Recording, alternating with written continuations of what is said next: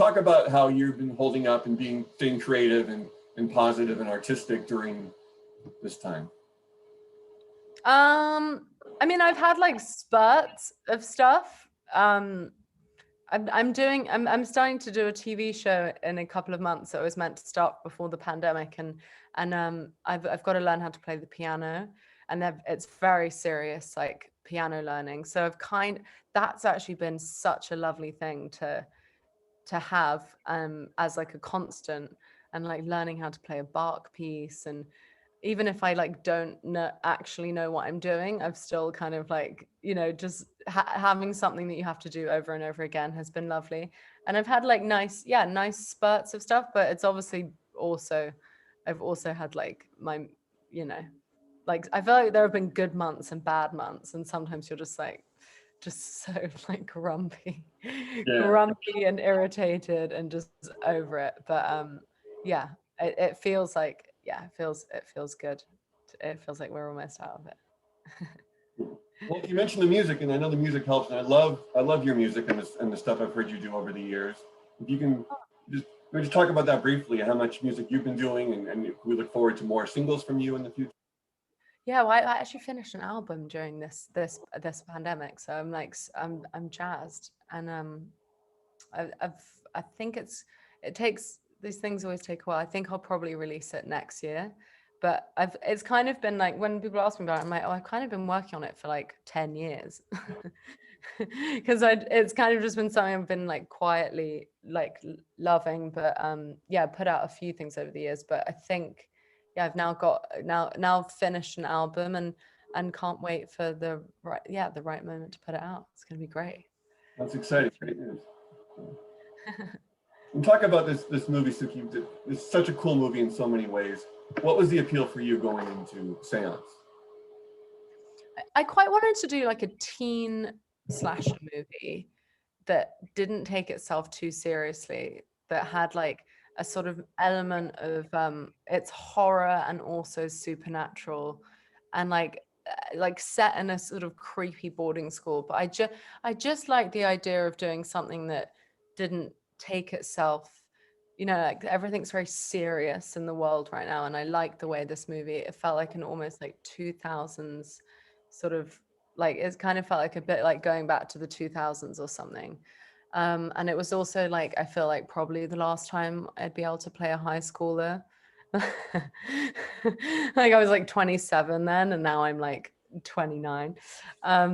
So yeah, and just like connected with Simon, like really enjoy his kind of like ironic humor, and he's obviously written things like The Guest and You're Next, and it kind of blossomed out of going for lunch with him at like Mel's Diner in LA, and just getting on with him really well.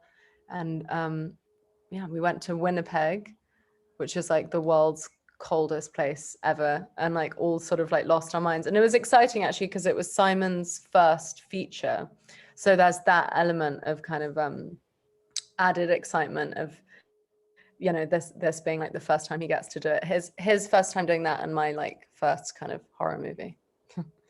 And how much fun was it diving into that horror world of being the first one and kind of playing with those elements and kind of turning it into something new and fresh? It must have just been a blast in a lot of ways. Yeah, it is. And especially, like kind of, with all, it was interesting. Like my character feels like quite a sort of almost like a separate character to the other girls. I'm also like, we decided to keep my English accent. So I've got kind of this like plummy English accent, and it's quite strange. And everyone else is sort of like quite like all American. But yeah, and like you all sort of meet, and the characters kind of, everyone sort of like felt sort of perfectly matched to their character.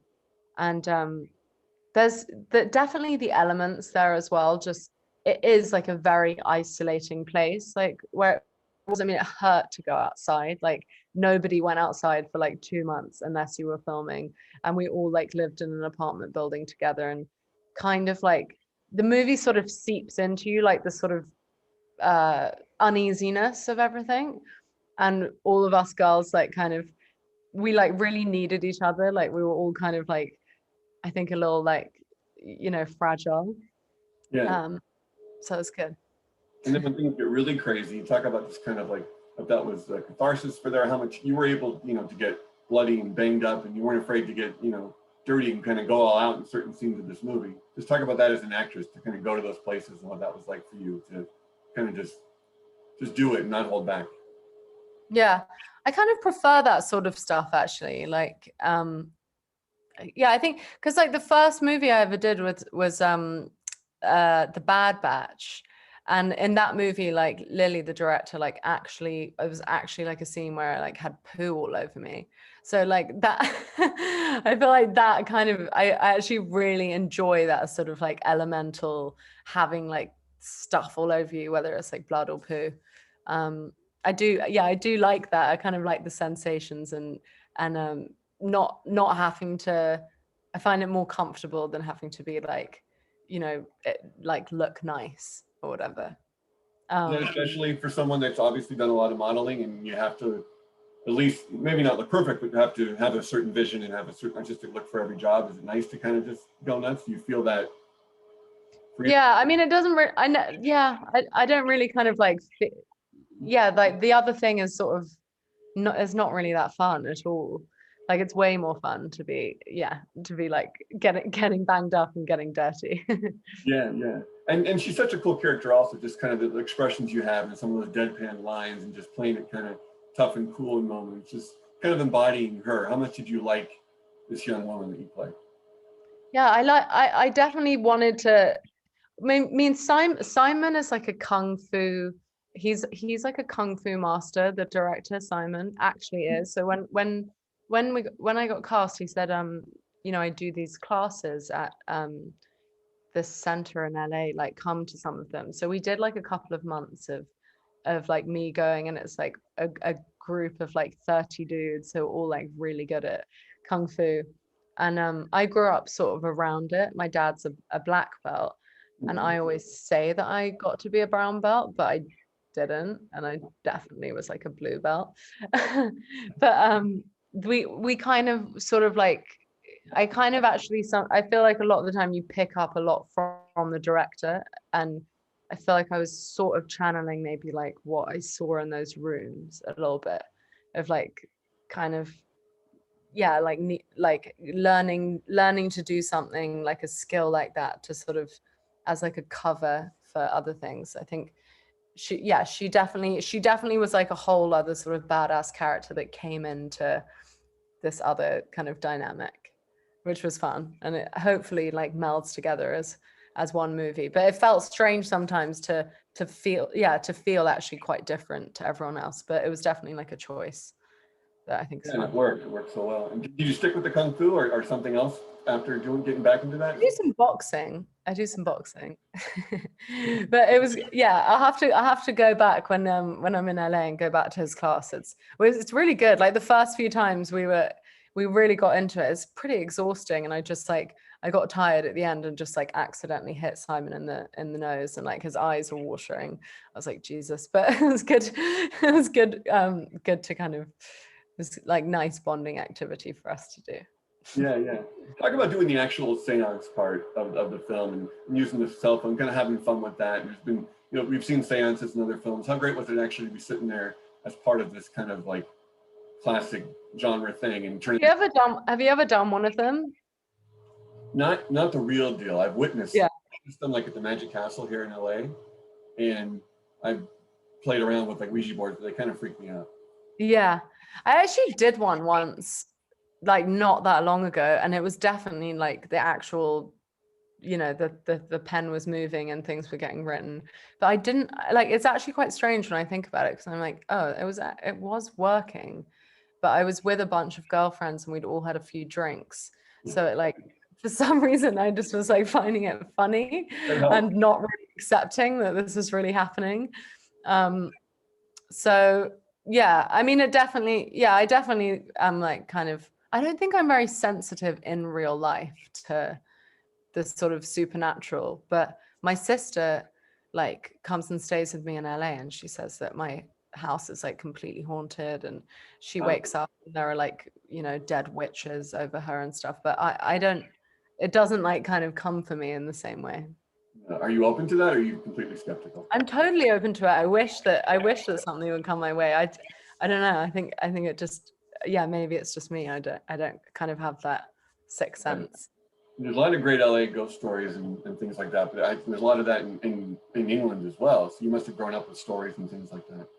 Yeah, definitely. I mean, especially like my mom grew up in the countryside, and I've got like family members. They actually saw a lot of stuff like that, and countryside ghosts. I've never seen a ghost. I've never seen a ghost at all. I get not even a tiny bit. Have you? I maybe I felt things, but I'm a skeptical Yeah. guy, but I'm certainly open. I'm open to stuff like that if it's, you know, by all means. I always think of them as being probably benevolent and nice. I'm not like afraid of them, but Yes. Yeah. I once actually almost stayed at a place in Blackheath, I guess south of London. Okay. This is when I was like a teenager with my family, and we got in there, and my parents, everyone was convinced this house was haunted, and we ended up losing our deposit, went to a hotel in London. That was the end of the whole thing.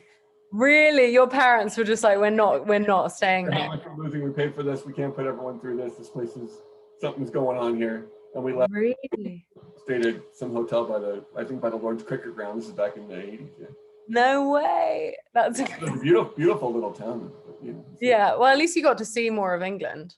I got to see more of England that way. I had a great day in Blackheath. Yeah. So talk about just lastly, just the rest of this year. You mentioned you have a new show coming. Just kind of your hopes and dreams for where this year is going to take you. Hopes and dreams this year is to just get on the set of Daisy Jones and the Six, because, you know, with all this piano playing that's happening, it's time to just like time to get on set. And we were all so excited. It was like a big, such like a big deal for me to get this show.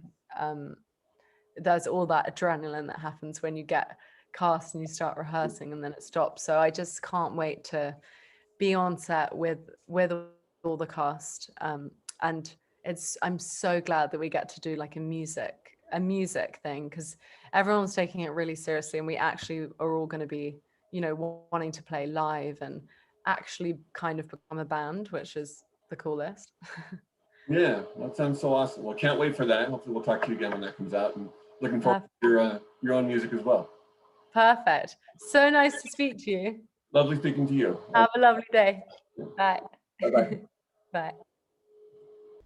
Thank you for watching. If you want more extra, hit the subscribe button and the bell so you'll never miss a video.